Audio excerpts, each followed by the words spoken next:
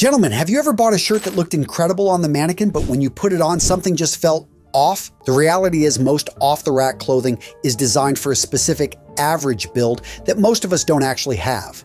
So how do you fix it? First up, you don't want to wear clothing that's way oversized. Second, you don't want to wear clothing that's too tight. I know this seems obvious, but look around you. Look at how many guys are wearing clothing that's too big for them. The next mistake, ignoring proportion. You're wearing those heavy, rugged boots with tapered chinos. Yeah, it doesn't work because the proportions are off. Almost always avoid loud patterns. The 1% of the time it's allowed whenever you're wearing a small accessory. The next mistake, not knowing the dress code. Gents, even if it's not stated, there is always a dress code. Otherwise, people will be able to walk around naked. The next mistake, focusing on trends versus the fundamentals. Baggy clothing is back, but does it complement you and your build? Probably not. Choosing quantity over quality. Cheap clothing that's using cheap materials and is poorly made never makes a man look good. And of course, let's not forget poor posture. Roll the shoulders back, push out the chest, stand up straight. Now, gents, if you can avoid making those mistakes, you are going to be ahead of 90% of men. And now with the frameworks I'm about to lay out, you will be in the top 1%. So the first framework to making any outfit work for any body type is you have to nail the fit. And I'm not talking about a close fit, I'm talking about a perfect fit. If you got a trapezoid body type, you got a little bit of leeway. But if you're a triangle, if you're an inverted triangle, if you are an oval, then guys, even if you've got a decent fit off the rack, it's going to behoove you to go to a tailor and get a perfect fit. But in the case that you don't have a great tailor, make sure whenever you're trying on clothing, it fits you first and foremost in the shoulders. Because if a jacket or shirt doesn't fit you in the shoulders, it's almost impossible to adjust it to do so. Now, the torso and waist, depending on the size of the garment and your size, can usually be brought in anywhere from 1.5 to 3.5 inches. Obviously, proportionally bigger guys are going to be able to bring it in a bit more because we're just using more fabric here. Now, when it comes to sleeve and pant length, those are relatively easy things to adjust. And another big win here is when your clothing fits you better, it's going to be more comfortable. So my next piece of advice for making any outfit work with any body type is to buy less clothing, but of higher quality. Now, we'll talk about how to find high quality here in a second, but the way this guideline works is that higher quality, better built clothing can not only be adjusted to fit you better, but because it's constructed using quality materials, quality thread, quality buttons, in a nutshell, because it's built better, it will last longer. Well, what's that mean? It means that you get 3 years of wear out of that shirt versus 1.5. It means you get 5 years of wear out of that quality denim versus 2. It means those boots end up lasting you a decade versus 3 years. In addition, when you wear these items, you feel good about wearing them, so you wear them more. And because you avoided the mistake of going with bright, flashy colors or patterns, and bought almost all these items in neutral colors that are interchangeable, well, you're able to own less, you paid a little bit more for it, but you got a lot more mileage, a lot more use out of that clothing. In fact, I think a modest wardrobe of 4 pairs of shoes and boots, 6 pairs of trousers, maybe 12 shirts, and 5 jackets, well guys, assuming 100% interchangeability, that's over 1,400 outfits. So the next framework to making any outfit work with your body type is pay attention to the proportions. We talked about this in mistakes to avoid, but I don't think most men understand what proportions are in clothing. So let me show you an example. I've got 2 characters. Both of these guys you recognize as actors. But what do you notice? How can we tell that one man is much smaller than most people and another man is huge? Now, in the case of Peter Dinklage, we know that he is a small person because of the size of his head in proportion to his body, along with the length and size of his limbs. The same thing applies to the late Andre the Giant. His head, even though it is large, it's small in proportion to the size of his body. Now, to a lesser degree, this applies to most men that are shorter or taller than average. The torso on both of these men may be the same, but it's their limbs and their head size that are often the indicators of their true height. Now, understanding that when it comes to proportions in clothing, we want to make sure that the proportions of the items you wear, of the build and cut of the clothing that you put on your body, complements your strengths, offsets your weaknesses, and brings your proportions closer to the average norm.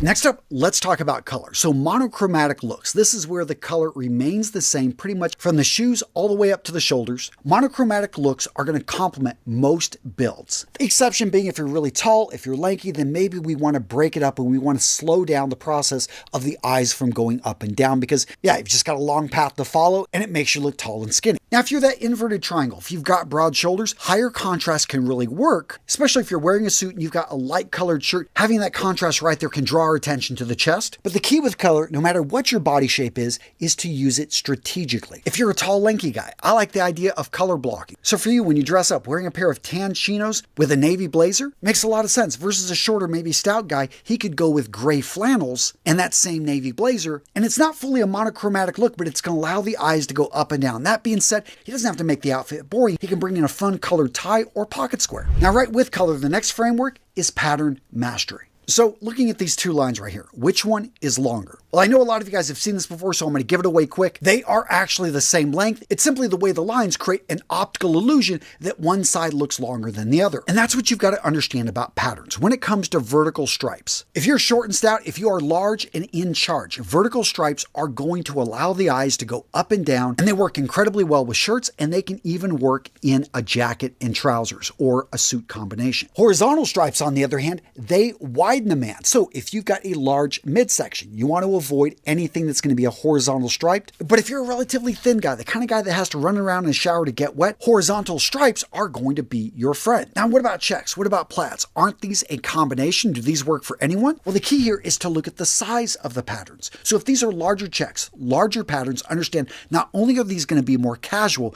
but usually you need to be a little bit bigger of a guy to be able to pull these things off. Smaller checks, especially micro ones, are very much more subtle, almost even appear solid from a distance, are casual but still not as casual as the larger patterns, and do a much better job of suiting most body types. Now, if you're looking to level up your style, you really need to check out my community over on School. I've set this community up so we've got classes that you can make your way through step by step and learn the basic foundations of men's style. We actually have giveaways. In fact, over the last year, I've given away over $25,000 in gear that has accumulated here in my office, and I love sending it out to you guys free of charge. And I have to say, the men that are in this group are friggin' awesome. We've got a no a-hole policy. People treat each other with respect. And what we've managed to create in this community is a place where a man can come in and ask questions and get some solid advice. So gents, use the link in the description of today's video. Go check out our communities on School. These are for you to become the man you know yourself to be. Now that you have the universal frameworks, you know to nail the shoulder fit and use patterns to control where the eye goes, we have to apply them to your specific geometry. You generally fall into one of 5 categories.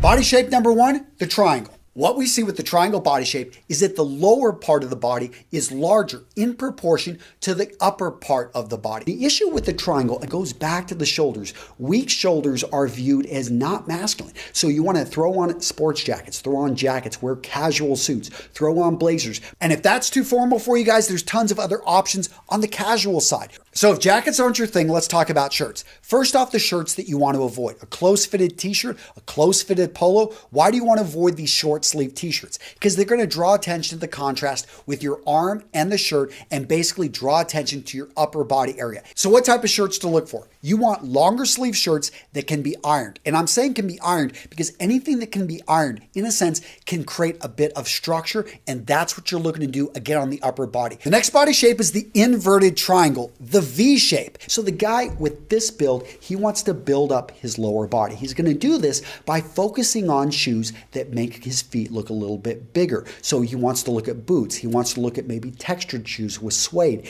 Okay, then when moving up here, let's look at jeans. Avoid skinny jeans. Maybe go for a straight cut. You don't need to go for a loose cut, but you want to give something that gives a little bit of extra weight in here. When you're looking at suits, make sure you avoid jackets that have a lot of padding. Search out jackets, especially, there are certain ones maybe coming out of Italy, or that you can get custom made, which are going to have no padding in here. Next, we've got the rectangle body shape. Your shoulder, your hips, your waist, they're all going to be about the same up and down. We're going to see this body type on slight or slender framed men. For many guys, this is going to be a great body type to have. Now, the problem though for guys with this body shape is that they want to change it up a bit. They want to build up their shoulders, slim up their waist, create a more masculine look. You can do this with a jacket. Any type of jacket will build up the shoulders, but also having a sweater, a jumper that has a line going across that builds up the chest area. Now, another option for this body type is to build up the V right here in the chest. You can choose that by going with a V-neck sweater, V-neck shirts. Now, another option for this body type is to learn to layer correctly. As you can tell, I put on a jacket. What does this do? It actually physically did make my upper body a bit more. It added a bit more weight, but notice here, the depth that I've created. By having this jacket here, we've got then the sweater that goes in, and then under that we've got this. This right here creates a three-dimensional look, and it just makes the person look a little bit larger. Next up, we've got the oval body shape. And for this body shape, your midsection is larger than your shoulders or your hips. Now, I'm not going to lie, gents, this is a tough body shape to dress for, and there's no outfit that's going to make a guy like this look thin. But what I can help you do with these tips is to look large and in charge versus fat and sloppy. That's what we want to avoid. You've got to wear monochromatic looks. You've got to wear clothing that's going to bring it all together. Make sure that you pay attention to proportion. If you've got a nice watch, if you're wearing a shirt, that you don't have a shirt with collars that are too small for the proportion of your body. So for this body shape, you want to avoid any lines going across. So a window pane pattern on a suit, you do not want to wear it with this body type. You want to go instead for a solid looking suit. It's going to just work, allow the eyes to go up and down. Now, when it comes to shirts, I do think a pinstripe, a candy stripe, or a Bengal stripe, even a little bit thicker of a stripe, works well for this body type when it comes to shirts. The next body shape, and oftentimes considered to be the ideal body shape, is the trapezoid. Now, this body type is relatively easy to dress. What you want to pay attention to here is finding the right brands that are going to have slim cuts, athletic cuts that are naturally going to fit your body. You've probably grown up buying clothing that's ill-fitted and you're not even taking it to get adjusted. So first off, if you've got a closet of clothing, you like the look of it, take it to a tailor. You will be amazed all of a sudden when they slim up the waist area, whenever they make those sleeves a little bit shorter, and you look at yourself in the mirror and you're like, wow, I actually am able to show off this amazing body that I've got. All right, Jen, so if you enjoyed this video, you are going to love this one. Boom, right here. Oh yeah, go check it out. Click on that video, go explore.